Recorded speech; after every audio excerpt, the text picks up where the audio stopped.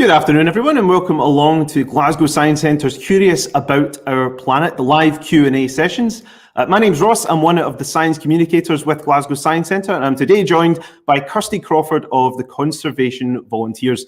Before we hear anything from Kirsty and before we answer any questions that you might have for her, we're going to see a brief presentation from Kirsty first of all. If you do have any questions that you can either think of now, during the presentation or afterwards, we do have the live chat function open on YouTube that you can pop any of your questions into there that you might have for her, and we'll try and get through as many as we can throughout the session. But without much further ado, let's hand over Kirsty for her presentation. Take it away, Kirsty.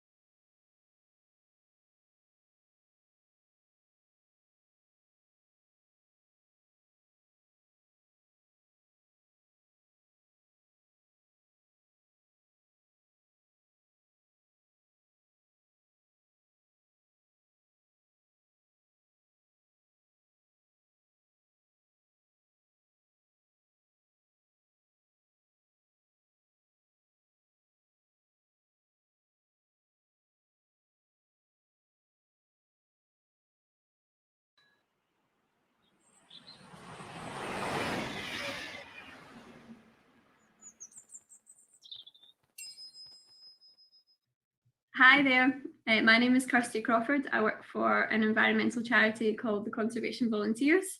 Today I'm going to be speaking to you a little bit about what I do on a daily basis, which is citizen science projects or citizen science engagement, and I'll explain a wee bit more about what that is. We've got lots of projects that you can get involved in, and I just also want to tell you a little bit about my background and my journey kind of through a science career to end up where I am today. So to tell you a little bit about the Conservation Volunteers, we have a strong focus on people and on nature, almost an equal split on both. So we're very much about connecting the public, connecting volunteers with the outdoors. So we have a sort of banner above our name to connect people and nature, creating healthier and happier communities. So we're all across the UK, not just here in Glasgow. If you're tuning into this and you're from somewhere else in the UK, we have offices all throughout Scotland, Northern Ireland, and down through England as well. So we have a nice local feel to the work that we do. So what do we mean by citizen science? My job title is Citizen Science Project Officer, and we take that as an organisation to mean that we encourage everyone, so from beginners and school children up to experts in volunteer groups, community woodland groups, anyone with an interest in the outdoors, to get a little bit more involved in science and understand how they can participate and how they can actually make a difference. And for us here in the TCV team, we use citizen science to address two main goals for the organisation. So to connect people in nature, and there's the delivering healthier and happier communities again. So there's a well-being feel to this as well. It's not purely scientific because we understand that's not everyone's strong point, and that's not why everyone comes to these kind of events and wants to kind of get involved in science engagement, it can also have huge benefits to mental and physical well-being as well. So a little bit about me, very quickly to explain my background, because something that the projects that I work on also try and promote strongly is that there is no right or wrong path, and that science has many different faces and it's not just one size fits all. And it's important to also spread that message, we feel, to the younger generation, that you can take many paths in life and still end up focused on STEM or on science as well. So I studied English and journalism at university and worked in that for a couple of years, and then I followed a strong passion and moved to London and done a performing arts diploma, and lived and worked as a professional dancer for about 4 years in London, which was fantastic, and lots of great opportunities in film and TV and choreography and stage, and a very nice time, but also a time that was lacking in something for me as well. I felt like it wasn't quite the path to go down. So you couldn't get more different, I suppose, is the point I'm trying to make. This was the world that I was in just about 6 years ago. And the tipping point for it all was taking a job at the Zoological Society of London, which was another super interesting time where I was very much into the deep end and learnt so much. And as you can see, had a bit of a highlight meeting the man, the ultimate idol, Sir David Attenborough, at the same time, working with all these wonderful animals. So lots of happy experiences. I was a wildlife presenter, so public facing, doing the talks to thousands of people a day, doing lots of the school engagement, so reaching out to the young people, talking about all kinds of exciting exotic animals, but most importantly talking about the conservation outreach work that the zoo does as well in many countries across the world. I volunteered my time as an animal keeper, and you can see we're hand rearing a sloth there that was abandoned by his mother, so there was just so much to learn and so much to get involved in. But I really got to know the conservation department and realised that practical on the ground work was something I wanted to do. And around about the same time, I started to sort of yearn for being in Scotland and trying to work with native Scottish animals as well, some of the fantastic creatures that we have in this country. So what was next for me was basically no idea which of about 5 paths to choose. So I'd done an internship with the BBC Natural History Unit, which was fantastic. I'd done the wildlife inserts on the One Show, so all the little mini wildlife films, learned how to use camera and sound equipment, how to pitch, how to storyboard, how to use lots of different online tools, travelling through Wales and England, doing beautiful coastal shoots. But I knew nothing. So again, it's that case of in at the deep end and picking up the skills as you go. So to end on that, to show you where I am today, I decided to apply for a Master's in Wildlife Biology and Conservation at Napier in Edinburgh, so to do the move home from London. But at the same time, I applied off the cuff for a traineeship role with Buglife, which is an invertebrate conservation charity, and also the Conservation Volunteers, so a dual role, which I was accepted for. Now this was a huge stepping stone, but it was also to promote the conservation of still very much an active project about the pond mud snail, the least glamorous, most tiny sort of brown and unglamorous species that you could think of. But the thinking behind it was, if we can promote and show people why this snail, which is one of the rarest creatures in Scotland, there was only 5 populations of them when I stepped in. If we can show people why we need to care about the small things as well, then there's lots more that we could do. So I was working at the same time doing my Master's distance learning as I worked full time, and we partnered with the Royal Zoological Society of Scotland over in Edinburgh Zoo for the Pond Mud Snail project. And at the same time, I worked on the beaver reintroduction project up in Knapdale on the West Coast as well, learning lots of in the field skills, how to identify signs and feeding signs that you can see with the nod trees at the bottom. Beavers just astound me, they're just wonderful creatures. So I think it's finding the role for you that suits you, and storytelling is such a huge part of science. Without communication in science, you're on your own basically. So to today, so from gathering all the skills that I had along my journey and realising that science is for everyone, I really wanted to prove that and work in a role such as this, about citizen science, about everybody, doesn't matter who you are valid and you are welcome to contribute in science. And we wanted to show you that there's so many fun and varied ways that you can do that. So the project that I work on is called Scotland Counts. It's been running for 12 years and it's funded by many different partners. But our main goal is to provide every community in Scotland the skills and training that they need to understand and carry out citizen science. So just a couple of photo examples of where this is taking us up and down the country. But one, we try and provide knowledge, and two, we provide the tools, the actual practical resources, try and remove some of the barriers to some of the equipment that you might need to carry this out. We try and provide everyone that on a plate, so it becomes quite simple. One of the biggest projects that is open for everyone to get involved in is called Hogwatch Scotland. It's a hedgehog conservation project. If you look at all the images here, you can see that it is very varied. There's lots of different avenues to go down, but the main point of this one in relation to citizen science is we want to find out where the hedgehogs are in the country, basically. And without that knowledge, we don't have enough that we can do to protect them adequately. And their numbers are falling. So for this link, the citizen science is the monitoring of hedgehog populations. When we came to apply to the British Hedgehog Preservation Society, who are wonderful and do support us with this project, there were only 72 records, official records of hedgehogs in our target area in the last 30 years, which is a tiny number. So it shows that, one, they're under-recorded and that there's a poor effort being made to record hedgehogs, but two, people maybe don't realise the status of the hedgehog, that they are declining, so much so that in the summer of this year they were moved to the vulnerable category on the red list for Britain's mammals. So if you look at the yellow box there, the yellow circle, you can see the hedgehog sitting in vulnerable to extinction. So moved up in levels of protection, which gives us a bigger incentive to try and protect the hedgehogs in our country. So they've suffered a 46% decline in the last 12 years, which is massive. But luckily there's something that we can all do about it. So 3 ways that you can get involved. One is to collaborate, as in send us your records. So collaborate with us as the organisation, and I'll tell you how to do that. We simply just email in the location and the date of the hedgehog site. And 2 is spotlighting surveys. So they're in-person nocturnal surveys that go through the night with all the equipment and training that you need. You're in a team of volunteers and we're searching in person for hedgehogs during that nighttime period. And 3 is to contribute to our garden survey with a mammal footprint tunnel, which I will show you in a minute. So have you seen a hedgehog in Scotland? This is the big question. Please, if you have, get in touch.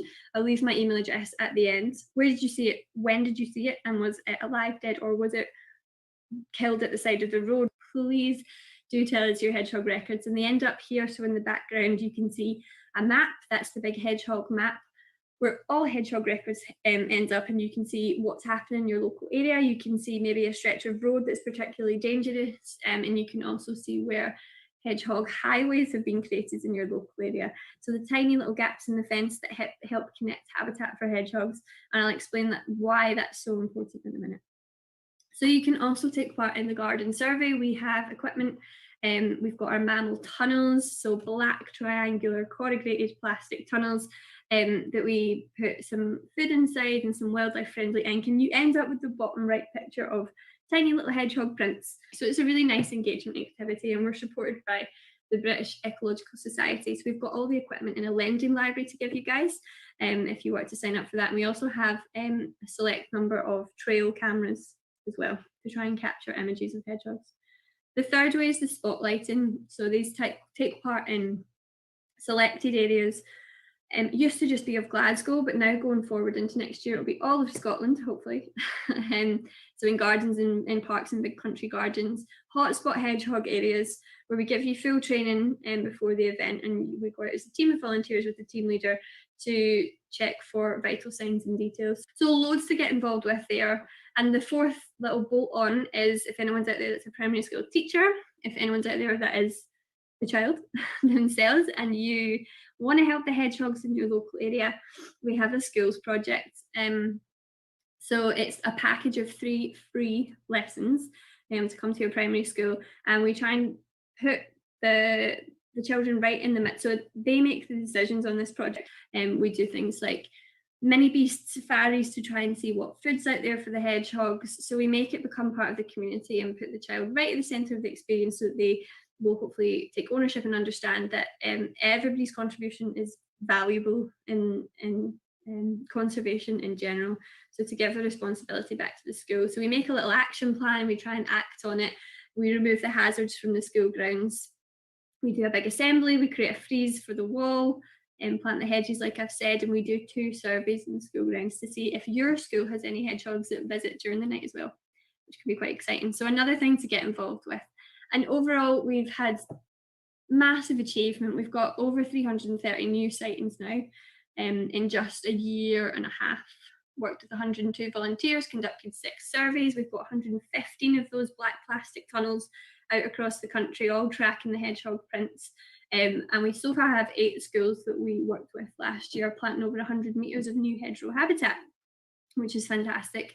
So next comes the habitat improvement all over the country. So we want to be planting new hedge areas, and in the winter of this year we might have some opportunities. If that's up your street and you want to get involved in some hedge planting, it's hugely valuable to connect fragmentation in the landscape.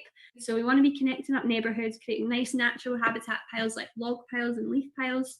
We also build wooden hedgehog hibernation homes, and one of our training programmes that we can give to people across the country to have one in your garden as well.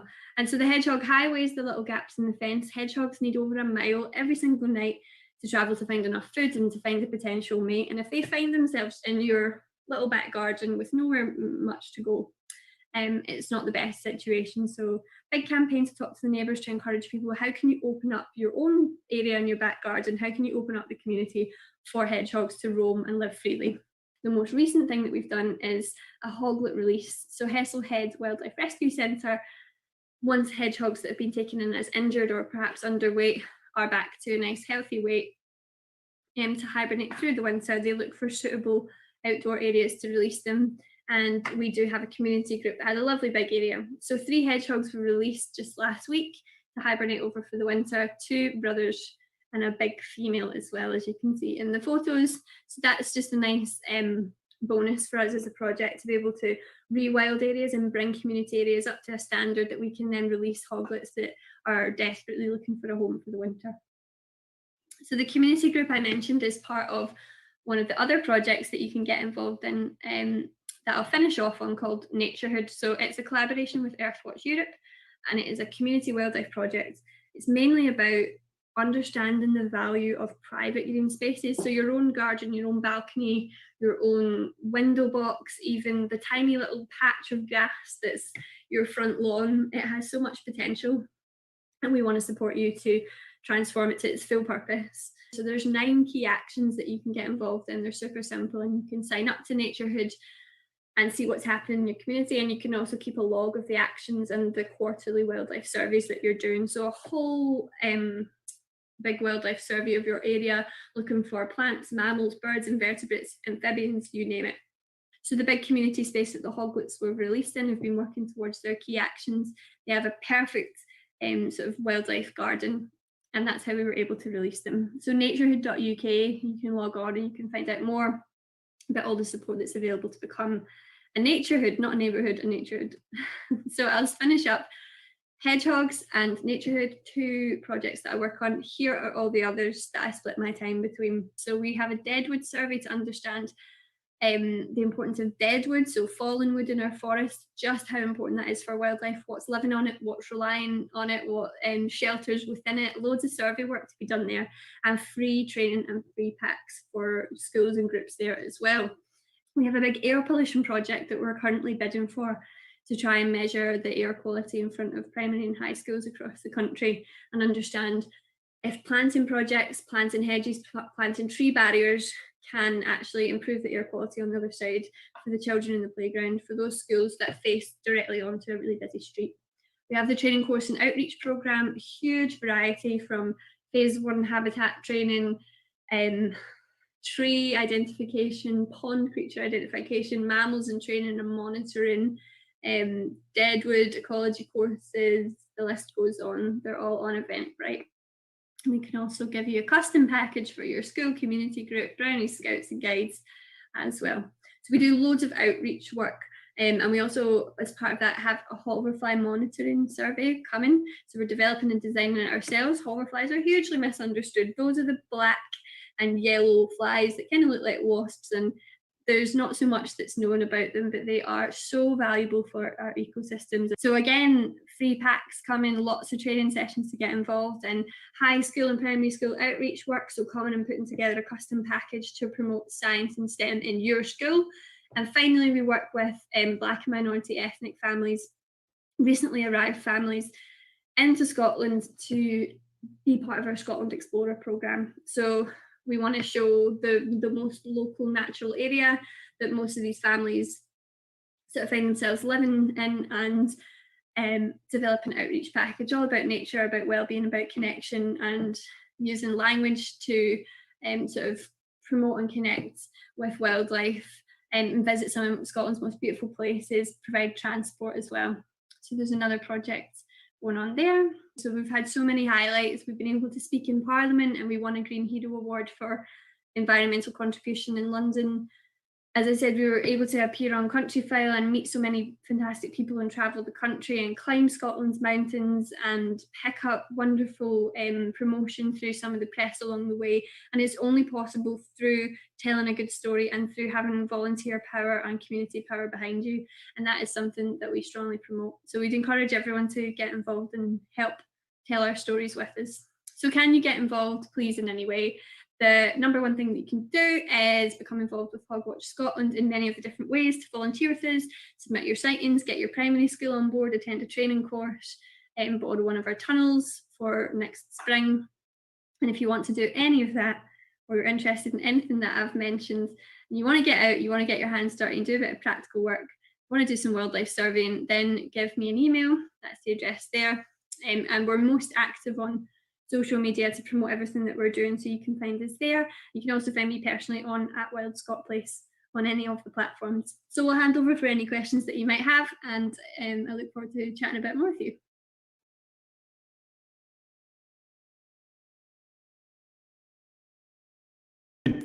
Oh, having a few technical issues there. That's the beauty, of course, of doing anything live, and thank you very much all for joining us as well. That brings us to the end of Kirsty's presentation. She certainly seems to be kept really, really busy with everything that she's doing, that whole wealth of experience there. And if she's around, I will say good afternoon, Kirsty, that's joining us live as well from your home there. I can see you as well. Perfect. Nice to see you. Hi, thanks so much for having me. No, pleasure. Thanks for agreeing to come on and answer some questions that anybody might have for you. Just before, remember, folks, when you're asking your questions, if you're putting any into the live chat on YouTube, feel free to start typing them out just now. Anything you can think of, and we'll fire any questions Kirsty's way. Kirsty, I've got a question first about. Obviously, I was mentioning there that you've obviously got a wealth of experience in so many different conservation projects over the course of several years, which is obviously goes to show that you're very passionate about conservation. Was this something you were always passionate about? Was there any early childhood memories you can think of that kind of spurred you on to be interested in conservation, or was this something that kind of came on in later life? Yeah, well, that's a really good question. I think, well, as a young child, a lot of my family are from the sort of around the Cairngorms National Park. So we were always kind of visiting that area, and I had lovely, really early experiences of just sort of exploring and running around wild and subconsciously sort of noticing nature and having really positive experiences. But I don't think you felt like that at the time. You just remember you had a really good time. I kind of grew up and through my teenage years, and working in conservation didn't seem to be an option really at school. It felt like you could maybe be a vet or a marine biologist, and then that was about it. So I always loved English, went off and done lots of other things, and then slowly I think we came full circle, and those positive early experiences just kind of came right back into the front of my mind. Yeah. So probably it was the subconscious thing about being in nature more than anything else. Yeah, it sounds like it's so funny to think how profound these experiences can be from early on, and how they can affect you whether you realise it or not, as you go on, like you were saying. I'm quite jealous that you got to grow up around the Cairngorms as well. I'm sure I'm not the only person listening that would think that as well. We've got our first question coming in from the live chat, I believe. Do we have it here just now? Oh, there we are, right in front of me there. So the question comes from Emily the Ravenclaw, reference to Harry Potter there. What is the best part about looking after hedgehogs? That is a good question. I think so. Hedgehogs is quite tricky because unlike some other species, they're quite secretive. So we don't actually see them. So that can make it a bit tricky. If you can imagine, you're trying to really look after something that you can't really physically see very often. So we have to trust that the work that we do is working. And that's probably the best bit, is that when we do get to see them, so when we're out in the middle of the night, it's really dark and we've got our torches and we actually, you come across one, or we're able to release the hedgehogs and work with the rescue centres, that makes it so much more exciting, because when you don't see something all the time, it makes it all the more worthwhile when you do. And they're very prickly to touch, but I'm sure you'll agree, Emily, that they have very sweet faces and they are quite charismatic and a cute species as mammals go. So they're very nice to work with. I'll bet. It's really cute as well how whenever they curl up into a ball, they almost don't even look like, I'm guessing they blend in with everything else that they're in their environment with as well. Good camouflage there. It's all been very cute. Okay, another question coming in from Marta, and that's, we had 3 hedgehogs visiting our garden last year. Where would we put this information? Amazing. So at the minute, we're going through email. We don't have any shiny web portal set up, but it should be fairly easy.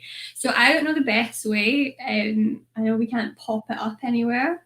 If I just give you my email, it's on our website if you search TCV Hogwatch as well, but will I just give you my email address? I think so. Yeah, I think we should have a lot of your details and the stuff you get up to with the conservation volunteers after the video as well, which people will be able to access hopefully. But yeah, that'd be really useful to have that there if that's the best option.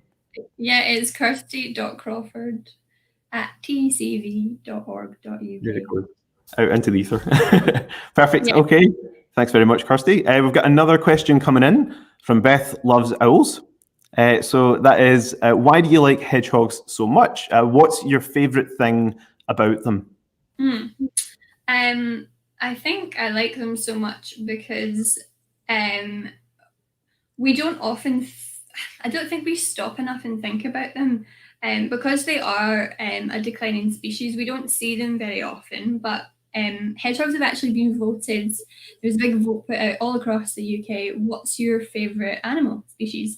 And twice the hedgehog was voted the #1 animal. So more than foxes, more than badgers, more than owls, Beth, which will probably annoy you. But yeah, at the same time, their numbers were going in the opposite direction. So we seem to love them so much, but there's not enough being done for them. So I like them so much because we need to champion them. They don't have a voice themselves, so it's up to us as humans to try and speak for them in some way. And my favourite thing about them, I think, is that they do have that defence of prickling up into a ball. They're a bit feisty, they can stand their own ground, and it really does hurt if you get sort of jagged by one of their spines. So I like that side to them, that they're not all just soft and cuddly. They've got little characters and they can stand their own ground. Yeah, not all for sure, especially if they've got to defend themselves against foxes and things. I'd imagine they need to be able to do that sort of thing as well to defend themselves. Excellent stuff. So the next question we've got is from Emily Johnston, and that is, what is the average hedgehog lifespan? So hedgehogs can live for anywhere between 2 to 5 years. So maybe long, maybe not that long, depending on what you think. But this will all depend on where they are in the wild as well. Some hedgehogs, obviously, if maybe they were rescued as a hoglet, so that's the really nice sort of term for baby hedgehogs, a hoglet. Say they were really underweight and quite poorly and they've ended up in a rescue centre, kind of being looked after, their lifespan might be a bit longer because of the care that they'll be given, but that's not natural, as we know. So yeah, out in the wild, anywhere between 2 to 5 years would be the lifespan. Not a bad age. There we go. Excellent stuff. So, we've got another question. From Beth Loves Owls is again there, and her question is, what subjects did you choose in school? So, when I was going into 3rd year, is that right? And this is why it's a little bit different. So the only science that I chose was chemistry, and I didn't actually enjoy science all that much at school. So I'd done English, drama, Italian, Spanish, modern studies, photography, art. All of those are like creative subjects. And then there was maths and chemistry as well, and maybe music. So mainly creative subjects, and it wasn't until much, much later. So chemistry, biology, physics, they're all fantastic, but they weren't for me at that time. So I wouldn't say to worry if you don't know what to pick. Pick what you enjoy, and it'll all figure itself out. That's definitely a good mantra to follow. I would think, and it's casting a wide net, because I think at that point, obviously going into third year, you wouldn't exactly know where you would be going. So it's maybe important sometimes to cast it nice and wide, see what your interests are from there.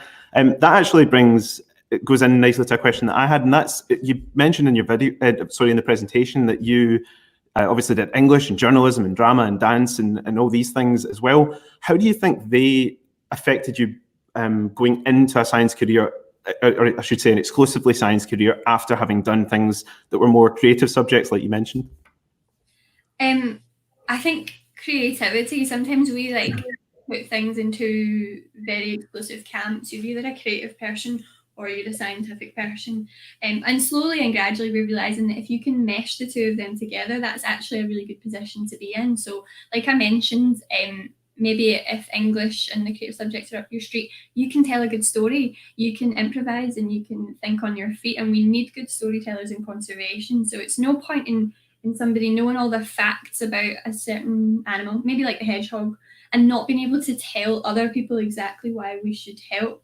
So definitely the creativity and the sort of the English and communication skills, there's always a place for them in science to be a good communicator. I'm sure, like, science without communication, and then where do we go from there? So it's definitely the creativity and reading a lot of books. You read a lot in science as well. I was quite good at remembering sort of facts and then being able to kind of churn those out in exams, and you need to remember facts as well. Marrying the two together, sort of thing. Yeah, no, that's a really interesting point there as well. Yeah, that's excellent. We've got another question now coming in through the chat, which is from Lorna Duke, and that is, what is your second favourite animal? So I'm going on the assumption that your first is possibly the hedgehogs. So what would your second favourite animal be? I'm always stuck between kind of three animals. One of them, Lorna, I don't think you'd have heard of. I don't think many of the people on here would have heard of it. I worked with it when I was at London Zoo. It's called the giant jumping rat from Madagascar. So you can look it up if you want to see a picture. I think they look amazing. They're almost a cross between a sort of rabbit and a rat. Really sort of charismatic. They make the most interesting little noises, and they're just a really cool species from Madagascar that really interests me. But it's a toss-up between that and a penguin, probably an emperor penguin, because who doesn't love penguins? Everybody loves penguins. That's I think we've been going to Live to Edinburgh Zoo, as you might have noticed as well, and we were able to, I think it was yesterday actually, we saw a lot of their penguins there. It was lovely to see. So yeah, can totally understand why that might be one of your favourites as well. We've got another question from, Beth's bringing them in here. We've got another one from Beth Loves Owls, and Beth is asking, do you have any advice for an aspiring ecologist or zoologist? Yeah, I think that's great that if that's something that you already know that's like on your path and that you're interested in at this stage, I would just say try and get outdoors and get curious as much as you can. So many of the best discoveries come on your own, not from reading books and not from watching documentaries or programs or YouTube, as amazing as that is. But the feeling of stumbling across something for the first time, maybe an adder, a snake in the grass, or seeing a toad, seeing a wildcat, that would be quite rare. Even watching the squirrels feeding and noticing something about their behaviour, where do they stash in their food, and building that up in your own brain. I'd say always have your eyes open when you're out and about in nature, and try and build up as much organic knowledge as you can, because nobody can ever take experience away from you. It doesn't matter what you go on to study, your own and real life experiences will count for so much. And as things progress, just try and stay in touch with different organisations that interest you. People are always going to want to help you, and are always on the lookout for people who are interested in conservation. So never be afraid to reach out, send someone an email, speak to them at an event, and be really open with your passion and reach out to people because they're going to want to help you along the way. What a solid answer. That's absolutely excellent. Yeah, that's a really good point as well. Not hiding any passion there, just kind of putting it across and putting it out there for people to help you out.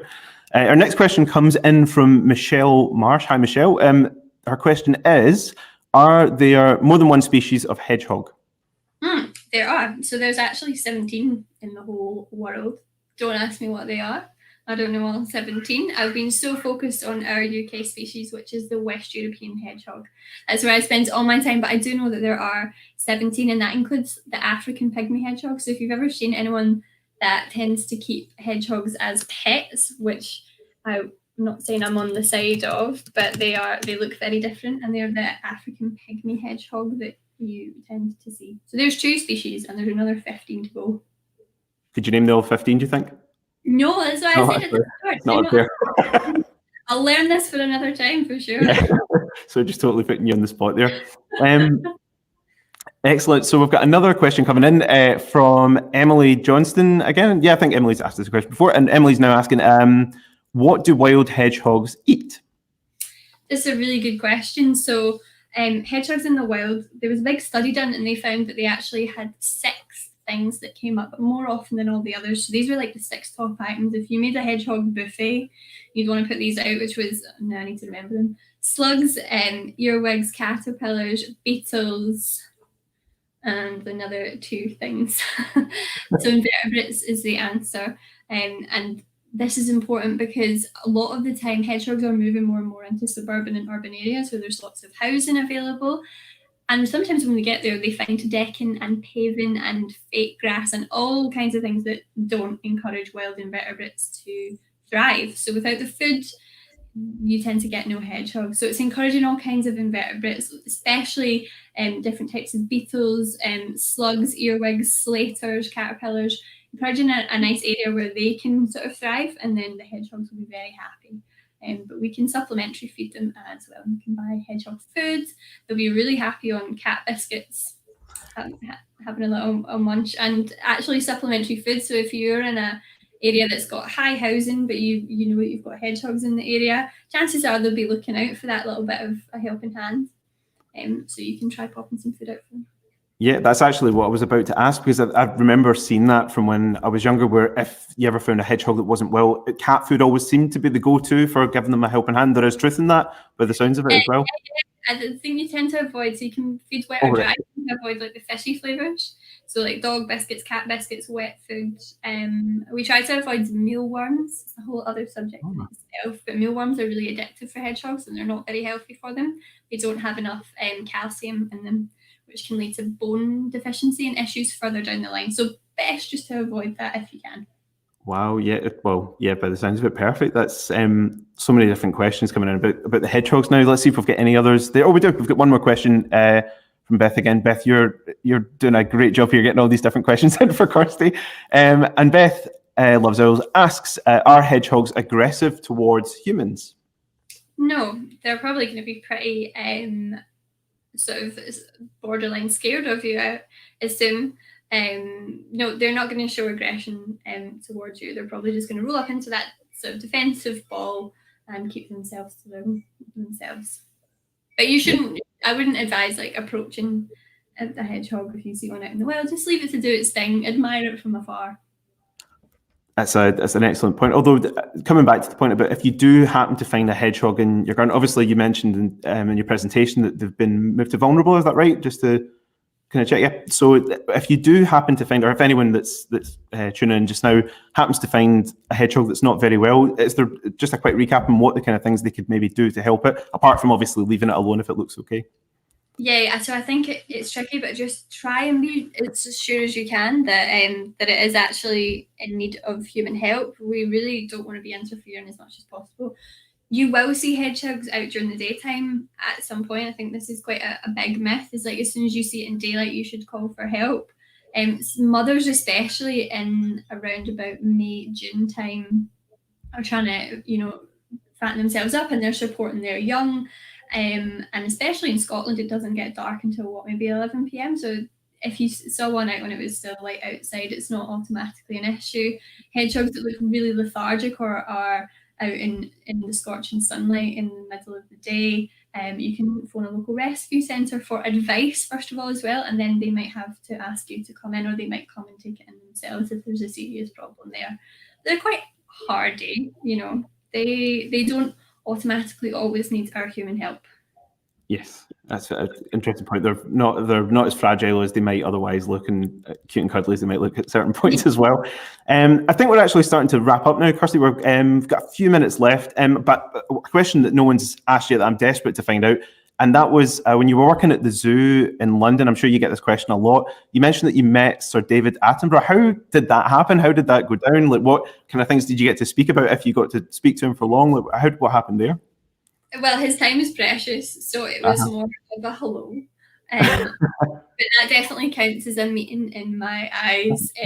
He was visiting the zoo actually on the same day, I think, if I'm not mistaken, as the Queen, which is insane if you can imagine the security levels. And so we almost had to make a choice about, did we want to go and see the Queen and Prince Philip and the lions, or did we want to sort of see David Attenborough, who's opening that Komodo dragon house, which is named in his honour, so he was opening it. And just there was various things happening. We were all sort of on our best behaviour, and we were trying to showcase all the things that we were doing at the zoo, and I was a part of that and kind of lineup. So it was more a case of saying hello and trying genuinely not to cry. David Attenborough's a huge hero of mine, and seeing him just as a human being in the flesh about this far away from me, I was actually quite emotional. He's just super inspirational to me, as he might be to some of you as well. So I do class that as one of the best experiences that I had. It was a crazy day. Everyone was like super on high alert. I love how the Queen came in kind of secondary to that as well. Just like, yeah, the Queen was there as well, just to add that in there as well. No, that sounds absolutely fascinating. I think we're actually wondering whether Sir David Attenborough, sorry, I should say, is going to make an appearance at COP26 in Glasgow later on in the year. Who knows? We might see him at some point if we're very, very lucky, if anyone's going to be around by then. But I think that wraps us up quite nicely for today. Thank you, everybody, for tuning in and for all of your great questions. For Kirsty there, hope you've learned a bit more about hedgehogs and the kind of work that the conservation volunteers do. If you do have any more kind of burning questions about anything to do with the conservation volunteers, hedgehogs generally, there will be links in Curious About Our Planet on our website for you to have a bit further reading there. And I think, especially from Kirsty's video, if you are interested in becoming a volunteer with the conservation volunteers, there'll be information there for you to join in and sign up for that as well. But aside from that, this video is going to be available on demand for you to see in the run-up to COP26 later on in November this year in Glasgow. So if you want to access the video at any point and have a quick look over it or see any points and any answers that might have been given, please feel free to do that. Other than that, that brings a nice end for the Q&A session for just now. Thank you very much for your time, Kirsty, and thank you everybody else for joining in. We will hope to see you very, very soon. Thank you. Thanks.